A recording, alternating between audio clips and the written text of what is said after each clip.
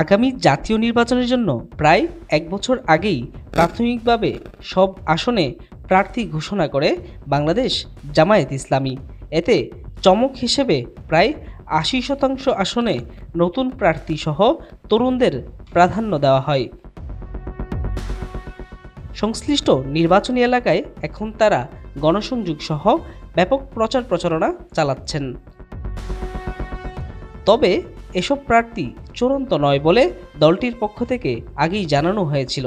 সে অনুযায়ী এবার আরও চমক নিয়ে প্রার্থী তালিকা চূড়ান্ত করতে যাচ্ছে জামায়াত। এতে বিভিন্ন ধর্মের প্রতিনিধি, সাংবাদিক, আলেম, পেশাজীবী, নারী ও ছাত্র নেতৃত্ব থেকে তরুণদের স্থান দেওয়া হতে পারে বলে জানা গেছে। নির্বাচন কমিশন থেকে তফসিল ঘোষণার আগেই তথা ডিসেম্বরের প্রথম দিকে এ প্রার্থী তালিকা চূড়ান্ত হওয়ার কথা রয়েছে। আন্দোলনরত ৮ দলের সঙ্গে দল আরও বাড়ার আভাস রয়েছে। আসন সমঝোতার ভিত্তিতেই নিজেদের প্রার্থী ঠিক করবে জামায়াত। এদিকে আগামী নির্বাচনে জামায়াতের প্রার্থী হিসেবে দলীয় নেতাদের বাইরেও বিশিষ্ট ব্যক্তি ও পেশাজীবীদের রাখার আভাস দিয়েছিলেন শীর্ষ নেতারা। গত ৪ নভেম্বর উমরা পালন শেষে প্রেস ব্রিফিংয়ে জামায়াত আমির ডক্টর শফিকুর রহমান জানিয়েছিলেন, আমরা এক বছর আগেই প্রার্থী তালিকা বিভিন্নভাবে আঞ্চলিক পর্যায়ে জানিয়ে দিয়েছি। চূড়ান্ত তালিকাটা সময় মতো আমরা কেন্দ্রের পক্ষ থেকে ঘোষণা করব।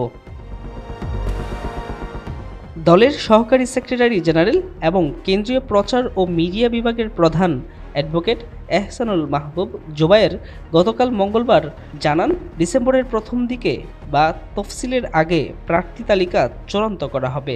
এতে আগে ঘোষিত তালিকায় পরিবর্তন আসতে পারে। জামায়াতের বিশ্বস্ত সূত্র জানায়, আগামী নির্বাচনে জামায়াতের প্রার্থী তালিকায় বেশ চমক থাকবে। এতে হিন্দু সহ বিভিন্ন ধর্মের প্রতিনিধি থাকতে পারেন। একই সঙ্গে সাংবাদিকদের মধ্য থেকেও প্রার্থী হতে পারেন।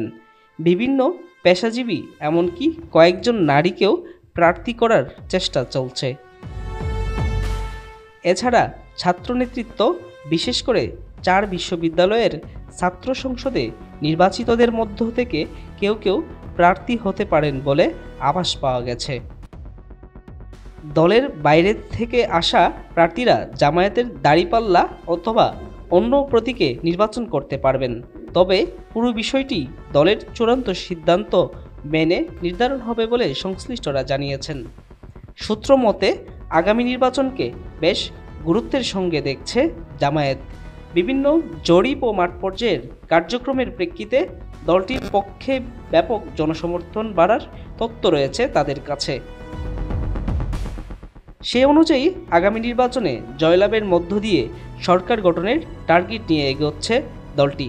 এজন্য ইসলামী ও সমমনা দলগুলোর সঙ্গে আসন সমঝোতা, প্রার্থীর বৈচিত্র্য আনা সহ নানা কৌশল অবলম্বন করছেন তারা।